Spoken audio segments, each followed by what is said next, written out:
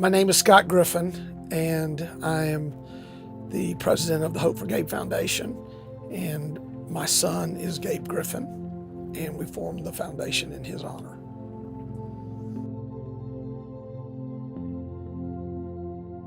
The objective of the Ride4Gabe Foundation is to eradicate the disease Duchenne. And we do this through awareness and also raising money for research. We try to do as much as we can to raise awareness by doing different things like the cross-country bicycle rides that we've done. This is the third bike ride, so we're in 2017. You know, it's bittersweet. It's awesome to do these bike rides because we believe that we are making a difference and we are raising awareness. But at the same time, you know, it's one more year that we're having to do the bike ride, which means we haven't moved the needle far enough. And we're going to continue to have to do this. You know, I say this all the time.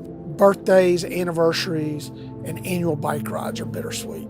They're awesome because that means that's one more year that Gabe is with us. But the other way we look at it, and this is a little more tough, is that's one more year closer to the end. And man, we're battling hard. We're battling hard to push that out. You know, he's my boy. I want to keep him here.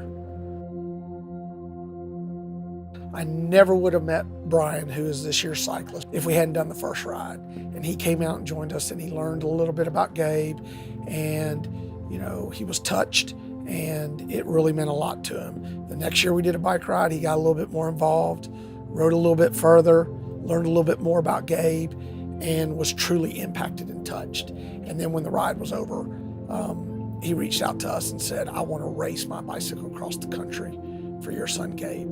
And it is a race called RAM, which is Race Across America.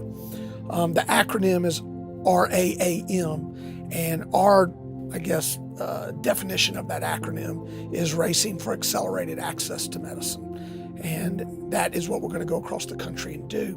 You can't put words on that. I mean, you know, when you have cyclists that are literally pedaling across the country, he'll be pedaling 400 miles the very first day. 400 miles. I mean, that's nonstop. I mean, like without sleep.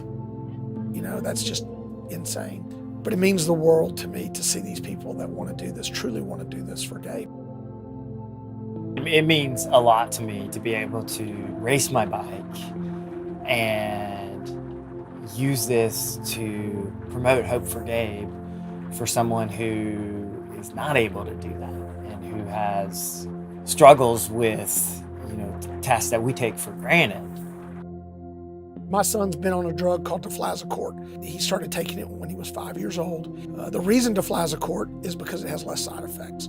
I've been covering the cost. The insurance doesn't cover the cost. But to put it in perspective, a drug that we were getting from Europe for 7 years, paying $418 a year, is now going to cost my son almost $47,000 a year. Same pill, same drug, simply because someone bought the rights to the drug. They may have had to do paperwork and they may have had to finish out an old, unfinished clinical trial, but they didn't spend almost $1 billion like some of these other pharmaceutical companies had to do that have come up with breakthrough therapies for rare diseases. You know, I don't necessarily have an issue with pharmaceutical companies charging a high price for their drugs. I get it. They got to cover R&D. They got to cover, I get all that, okay? But to simply buy the rights to a drug and say, we're going to price it 11,000% more than what you're paying today, it makes no sense. I'm ready to sit down with somebody who can explain to me how this is right. We're going to go across the country and, you know, we're going to be asking this question. How is this allowed? Why is this allowed? And what needs to be done that this doesn't happen again? You know, my son and others like him are dying. They don't have a whole lot of alternatives. And, you know, we could potentially be forced to switch from a drug that he's been on for 7 years all because somebody came in, bought the rights to it, and jacked the price up 11,000%. So we want to see legislation changed. And, I believe we have the right people on our side to make this happen. One of the things that we want to accomplish is we want policies that are in place that do not delay patients like Gabe that have terminal diseases and rare diseases access of getting these drugs. We really need to have policies in place that streamline this so patients like Gabe that really don't have a choice. We know the outcome right now today. It is 100% that Gabe is going to die, and that is tough for me to say.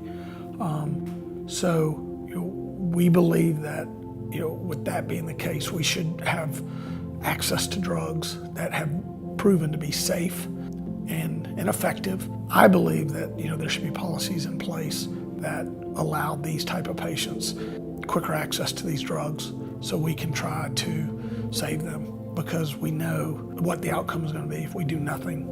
And I don't want to sit around and do nothing. So I'm sitting here and I'm asking everyone who's listening to make a difference and to help figure out policies that can impact those with terminal diseases and rare diseases and give us access to these drugs, faster and quicker. Time is not our friend. And, we would really, really like to ask, anybody watching this to please donate and to help our cause. If they'd like and they want to talk to me or get some more information about our foundation, or if they just have questions, they can always reach out to me and contact us through our website. You can make such a difference, and it doesn't take a ton of effort to do it. Just either log onto your computer, go to your smartphone, call us, however you want to do it. But Gabe could really use the support, and we're fighting every day for a cure. And with the help of the folks that are watching this, I believe that we'll get there and that we can make a difference one day.